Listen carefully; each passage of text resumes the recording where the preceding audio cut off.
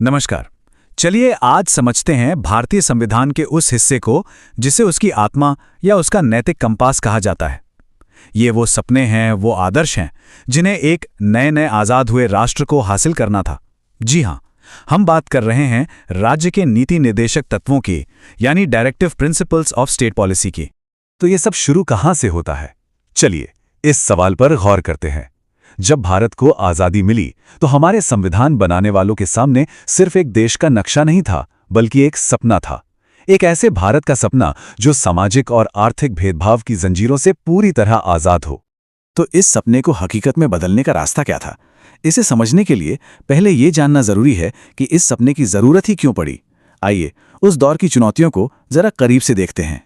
देखिए, हमारे संविधान बनाने वालों के सामने काम सिर्फ राजनीतिक आज़ादी दिलाने का नहीं था। असली चुनौती तो कुछ और ही थी। एक ऐसा नया सामाजिक और आर्थिक ढांचा तैयार करना जहां हर नागरिक को इंसाफ मिले, बराबरी का मौका मिले। ये वाकई में एक बहुत बड़ा काम था। और इसी बहुत बड़ी चुनौती का जवाब थे राज्य के नीति निदेशक तत्व। ये संविधान का अपनी आने वाली सरकारों को दिया गया एक दिशा निर्देश था, एक तरह का रोड मैप। तो असल में ये हैं क्या? सीधे और सरल शब्दों में कहें तो ये वो सिद्धांत हैं जो सरकारों को रास्ता दिखाते हैं कि उन्हें देश को किस दिशा में ले जाना है। कानून बनाते समय, नीतियां बनाते समय इन बातों को ध्यान में रखना है। ये देश के शासन के लिए बुनियादी हैं। ये आपको मिलेंगे संविधान के पार्ट 4 में आर्टिकल 36 से लेकर 51 तक। और ये सिर्फ कुछ नियम नहीं है, बल्कि एक पूरा का पूरा चैप्टर है जो हमारे देश की उम्मीदों और आकांक्षाओं को बताता है। इसका दायरा भी बहुत बड़ा है। गांव के विकास से लेकर अंतर्राष्ट्रीय शांति तक सब कुछ इसमें शामिल है। अच्छा, इन सिद्धांतों की कुछ खास बातें हैं। ये एक नैतिक कंपास की तरह हैं, जिनका मकसद एक वेलफेयर स्टेट यानी कल्याणकारी राज्य बनाना है। लेकिन, और ये बात बहुत जरूरी है, मौलिक अधिकारों यानी फंडामेंटल राइट्स के जैसे आप इन्हें लागू करवाने के लिए कोर्ट नहीं जा सकते। और ये जानबूझकर किया गया था ताकि सरकारें समय और संसाधनों के हिसाब से अपनी प्राथमिकताएं तय कर सकें। अब ये जो प्रिंसिपल्स हैं, ये ऐसे ही रैंडमली नहीं लिखे गए। इनके पीछे एक सोच है। हम इन्हें 3 बड़ी विचारधाराओं में बांटकर समझ सकते हैं, जो दिखाती हैं कि हमारे संविधान बनाने वाले किन विचारों से प्रभावित थे। जैसा कि इस चार्ट में साफ दिख रहा है, इन सिद्धांतों के पीछे 3 मुख्य विचारधाराएं हैं। एक है गांधीवादी, जो गांवों की आत्मनिर्भरता पर जोर देती है। दूसरी है समाजवादी, जो सामाजिक और आर्थिक बराबरी की बात करती है। और तीसरी है उदार बौद्धिक, जो आधुनिक सोच और व्यक्तिगत अधिकारों पर फोकस करती है। इन्हीं तीनों ने मिलकर डीपीएसपी को इसका अनोखा रूप दिया है।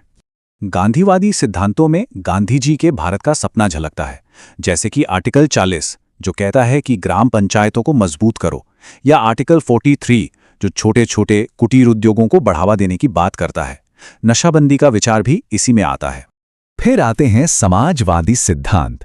इनका सीधा मकसद है समाज में गैर बराबरी को कम करना, जैसे कि आर्टिकल 39 जो कहता है कि सभी को, चाहे वो महिला हो या पुरुष, समान काम के लिए समान वेतन मिलना चाहिए। या फिर आर्टिकल 39A जो गरीबों के लिए मुफ्त कानूनी मदद की बात करता है। और आखिर में है उदार बौद्धिक सिद्धांत। ये आधुनिक सोच और तर्क पर आधारित हैं, जैसे कि आर्टिकल 44 जो एक यूनिफॉर्म सिविल कोड की बात करता है, या आर्टिकल 45 जो बच्चों के लिए मुफ्त और अनिवार्य शिक्षा का लक्ष्य रखता है, और आर्टिकल 51 जो भारत को अंतर्राष्ट्रीय शांति बनाए रखने की दिशा देता है। अब हम आते हैं इस कहानी के सबसे दिलचस्प मोड़ पर, डीपीएसपी और मौलिक अधिकार यानी फंडामेंटल राइट्स के बीच का रिश्ता। जब संविधान के ये 2 सबसे जरूरी हिस्से आमने सामने आते हैं तो क्या होता है? ये भारतीय कानून की सबसे बड़ी बहसों में से एक है। इस स्लाइड पर एक नजर डालिए। फर्क बिल्कुल साफ है। एक तरफ है मौलिक अधिकार जो न्यायोचित हैं, मतलब उनके हनन पर आप सीधे कोर्ट जा सकते हैं। ये राजनीतिक लोकतंत्र की नींव हैं। दूसरी तरफ है निदेशक तत्व जो गैर न्यायोचित हैं और सामाजिक आर्थिक लोकतंत्र का लक्ष्य रखते हैं। एक राज्य को कुछ गलत करने से रोकता है तो दूसरा राज्य को कुछ अच्छा करने के लिए प्रेरित करता है। लेकिन ये जो संतुलन आज हम देखते हैं, ये हमेशा से ऐसा नहीं था। इसका भी एक अपना सफर रहा है। शुरू में 1951 के चंपकम दुरायराजन केस में सुप्रीम कोर्ट ने कहा कि अगर दोनों में टकराव हो तो फंडामेंटल राइट्स ही जीतेंगे। लेकिन धीरे धीरे कोर्ट की सोच में बदलाव आया। 1973 के ऐतिहासिक केशवानंद भारती केस और फिर 1980 के मिनर्वा मिल्स केस तक आते आते सुप्रीम कोर्ट ने यह साफ कर दिया कि ये दोनों एक दूसरे के दुश्मन नहीं बल्कि एक दूसरे के पूरक हैं और इनके बीच का संतुलन ही हमारे संविधान की बुनियादी विशेषता है, उसका बेसिक फीचर है। तो अब सबसे बड़ा सवाल, अगर इन्हें कोर्ट में लागू ही नहीं करवा सकते तो क्या ये सिर्फ अच्छी अच्छी बातें हैं कागज पर? जी नहीं, बिल्कुल नहीं। चलिए देखते हैं कि कैसे इन सिद्धांतों ने जमीन पर सच में बदलाव लाए हैं। ये सिद्धांत सिर्फ संविधान की किताबों में नहीं है, इन्होंने असल जिंदगी में आम लोगों के लिए ठोस कानून और नीतियों को जन्म दिया है। चलिए सबसे पहले बात करते हैं कि डीएसपी ने महिलाओं के अधिकारों और कल्याण के लिए क्या किया है। याद है आर्टिकल 39D, समान काम के लिए समान वेतन। इसी से प्रेरणा लेकर इक्वल रेम्युनरेशन एक्ट जैसे कानून बने।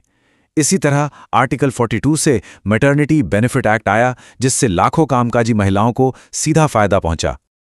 अब देखते हैं कि इन सिद्धांतों ने बच्चों के भविष्य को संवारने में क्या भूमिका निभाई है। इसका सबसे बड़ा और सबसे अच्छा उदाहरण है आर्टिकल 45। दशकों तक ये एक सपना था कि हर बच्चे को शिक्षा मिले, और इसी सपने ने 2009 के ऐतिहासिक राइट टू एजुकेशन एक्ट को जन्म दिया। इस एक कानून ने करोड़ों बच्चों के लिए शिक्षा को एक कानूनी हकीकत बना दिया। और ये बात सिर्फ इंसानों तक ही सीमित नहीं है। डीएसपी ने भारत में पर्यावरण की सुरक्षा के लिए भी एक मजबूत नींव रखी है। जब 42वें संशोधन के जरिए आर्टिकल 48A जोड़ा गया तो उसने हमारे देश के सबसे जरूरी पर्यावरण कानूनों की नींव रखी। वाइल्ड लाइफ प्रोटेक्शन एक्ट हो, फॉरेस्ट कंजर्वेशन एक्ट हो या एनवायरनमेंट प्रोटेक्शन एक्ट हो, इन सब की जड़ें कहीं न कहीं इसी सिद्धांत में है। तो हमने देखा कि कैसे संविधान के ये दिशा निर्देश सिर्फ आदर्श वाक्य नहीं हैं, बल्कि बदलाव लाने वाले बहुत शक्तिशाली औजार हैं। और ये सफर हमें आज एक बहुत बड़े सवाल के सामने लाकर खड़ा कर देता है। क्या आर्टिकल 44 में लिखा यूनिफॉर्म सिविल कोड यानी समान नागरिक संहिता इन निदेशक तत्वों को लागू करने की दिशा में अगला बड़ा कदम होगा? ये एक ऐसा सवाल है जो इन सिद्धांतों को आज भी उतना ही प्रासंगिक और जरूरी बनाए हुए